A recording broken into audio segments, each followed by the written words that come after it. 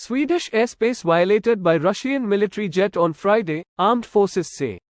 This post received a score of 3,000, with an upvote ratio of 96%.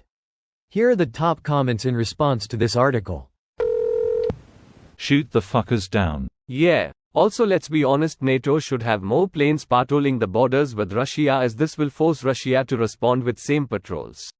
More strain on pilots and frames will mean less bombs drop on Ukrainian cities. They won't match NATO air patrols. They already know NATO won't take unprovoked offensive action. That's why they don't even bother to fully man their northwestern NATO borders. Shit, they don't even bother to fully defend or patrol their border with Ukraine.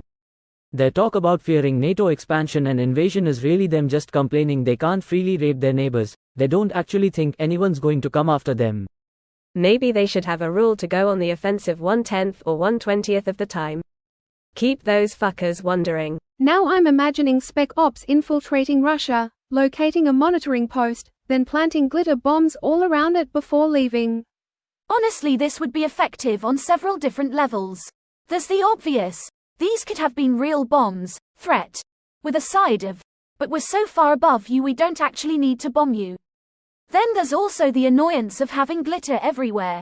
Then there's also the association of glitter and colorful things, with LGBTQ+, which Russian soldiers generally avoid like the plague. It would thoroughly screw with their heads and I love it. Also, glitter is forever. Russia provoking a country full of people that really don't like them.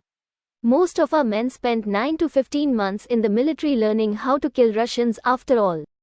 I explained to some Spanish guy how all our military equipment is made with the single intent to kill Russians. He didn't believe me first, but that's just how it is.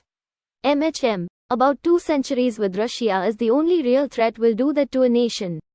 The 2LTF, NRIKI had teaching us to clean our weapons misspoke once when explaining the importance of weapon maintenance and said, when the Russians finally company. If the Russians ever come, you will need a clean firearm. I had some officers who didn't even bother pretending. Still, most of them were like, some foreign power.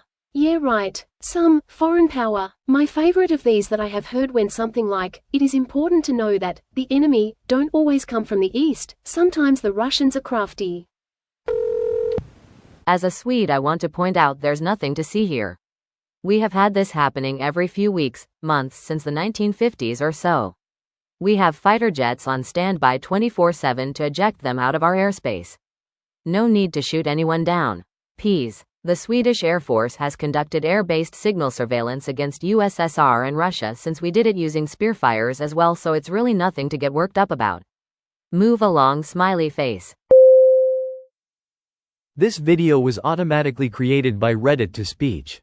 The article and comments in this video were selected from Reddit according to their upvotes, and any paraphrasing was performed by smmry.com, without any human intervention.